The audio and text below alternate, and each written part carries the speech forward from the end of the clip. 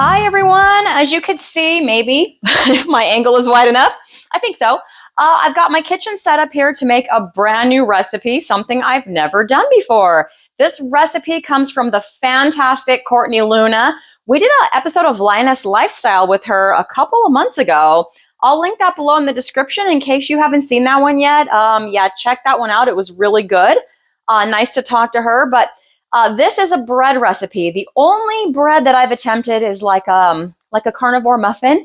Again, I'll link that one below because that one's super easy and it's just microwave, right? 90 seconds, boom, you have a little muffin. Super great.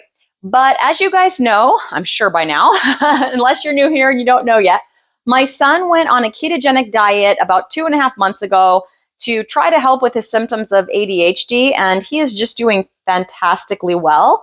And so I thought that I would make a loaf of bread today and then turn it into French toast for him. We're going to make it like a ketovore French toast. So the bread is carnivore. You could make the French toast carnivore, and I'll tell you all about that when we get to that point. But I'm going to add a couple things to it. It'll make it a little more ketovore. And there's my oven. So speaking of, you do need to preheat your oven to 375 degrees. My oven is ready. The ingredients you're going to need are very, very simple. So I want to start out by shouting out Porking Good Pork Rind Crumbs, you guys. I am now an affiliate. They're such a wonderful company. And if you've watched some of my other videos, my meatloaf video, meatballs, the muffin that I'm going to link down below, all of those things, I have always used Porking Good Pork Rind Crumbs. And now they are sponsoring me officially. So check out, there's a link down in the description below if you want to get any of these for yourself. Super convenient. The nice thing is you don't have to grind them up yourself. They're already done for you. The ingredients are really clean. And today I'm using the original, not the original, the unseasoned pork rind crumbs, because the ingredients are just pork rinds cooked in pork fat and salt. And I don't want to add any extra flavorings to this bread that I'm doing today since I'm going to turn it into French toast. So therefore, I'm using this today. Check it out. Click the link below and get yourself some because they're really great. If you grind up your own, it's not hard to do that. They also make really great pork rinds too. So if you like to make your own pork rind crumbs, their pork rinds are really great too. So anyway, I'm going to use 2 cups of those. I've got them already measured out here, and it says not to pack them down. If you haven't used pork rind crumbs before, they kind of can pack down like brown sugar. Like you would have to pack down brown sugar back in the days when I ate sugar. They kind of do that. So don't pack them down. Just measure out your 2 cups here, which I have done. I haven't measured this out yet. I'm going to have to measure this out, but it's 1.5 cups of full fat cream cheese. So this, I think, is 2 cups. I'm going to have to measure out 1.5 cups of this. You guys, a whole stick of butter melted. So as you can see, I've already got that melted here, and it specifically said salted butter. So this is 1 stick of salted butter, and I've just melted that in my microwave. And lastly, yes, a whole dozen eggs. A whole dozen. I think this is what makes the French, when you turn it into French toast later, this is part of what makes it, because French toast is pretty eggy. This bread is pretty eggy, so it's going to make some really good French toast, I feel. So those are the 4 ingredients that you're going to need. Your oven needs to be at 375, like I said, and I have this pan that is a loaf pan. I bought it for my meatloaf, but hey, looky here, we can make bread in it too. And I've lined it with some parchment paper. So this is what I'll be putting the batter in when it's ready. And I think I'm ready to mix it. Now, here's what I don't have. I don't have a blender. I have a food processor, but it's a little small. I'm kind of in a time crunch this morning. I have a live in about 1 hour and 15 minutes. I want to get this bread in the oven. I didn't want to attempt the food processor because it's a little on the small side. I just wanted to make sure everything's going to fit. So I'm going to try my big bowl here and my stick blender, my immersion blender. I think that'll work. So with that being said, I'm going to bring you guys over, set up my camera over here, show you how I mix everything in this bowl, get it into the loaf pan, and then it's going to bake in the oven at 375 for 1 hour. Here we go. All right, everyone. As you can see, I've already got the 12 eggs cracked in the bowl, ready to go. I figured you didn't need to watch me crack 12 eggs. I took out a half a cup of the cottage cheese and put it out to the side. So what's left is a cup and a half. So I'm going to go ahead and add that in.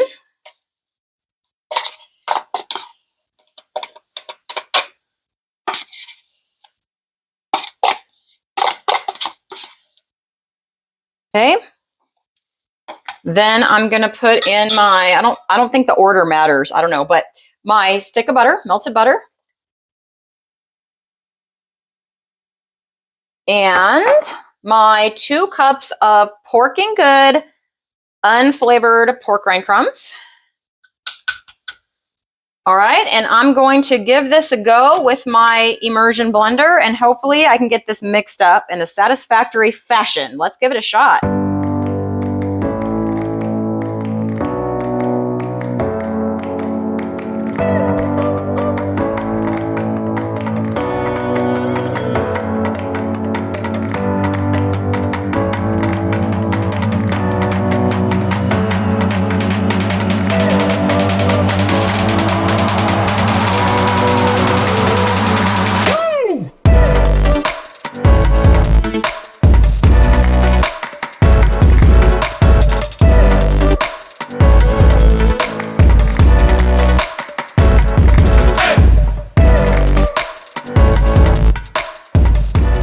I'm going to bring my loaf pan over. So here's that loaf pan with the parchment paper inside. And I'm going to go ahead and pour this in. Ooh, I want the sides to stay up, you guys. There we go.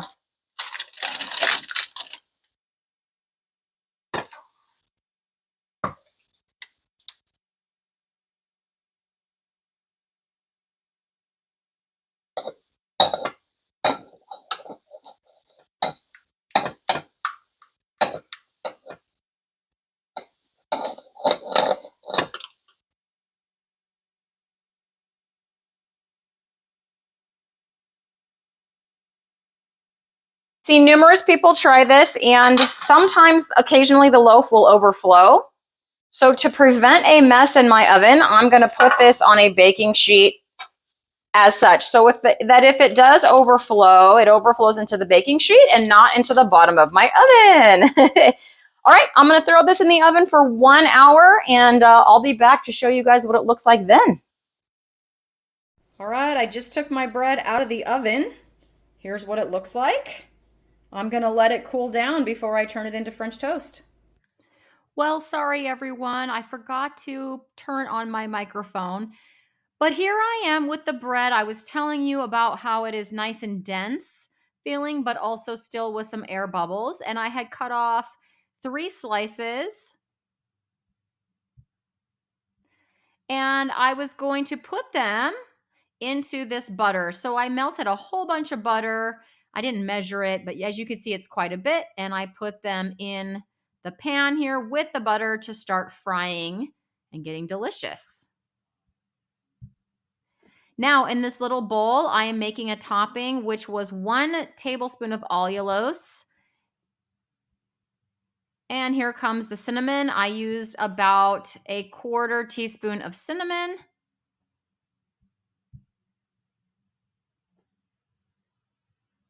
And after I put in the 1/4 teaspoon of cinnamon, I stirred it all together.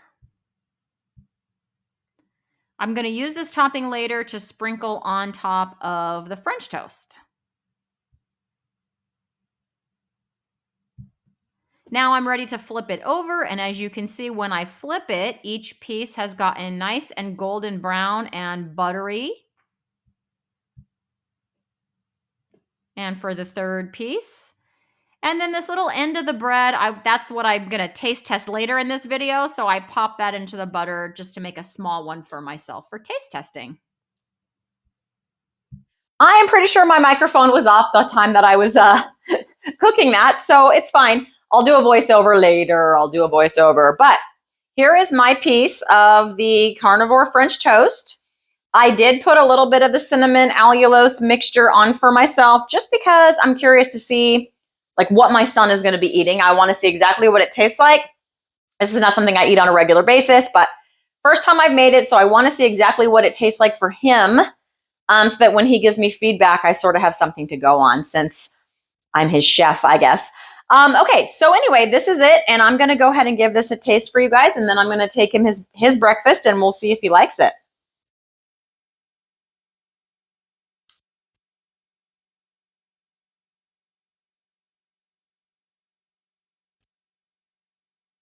That's pretty good. I think he's going to like it, you guys. It's a little bit salty, but a little bit sweet, and then there's that little bit of cinnamon in there, plus the butter, cooked in butter like that. There's a crispy outside. It kind of reminds me of French toast sticks from back in the day, which who doesn't love those? So yeah, we're going to give this to him and see if he likes it. Fingers crossed. All right, so what's the final verdict? The final verdict is he likes it. But I think in the future, what I will do, since this is really for him and not for me, is that in the actual bread loaf itself, I think I'll add some allulose because the bread itself doesn't have any sweetness in it, obviously.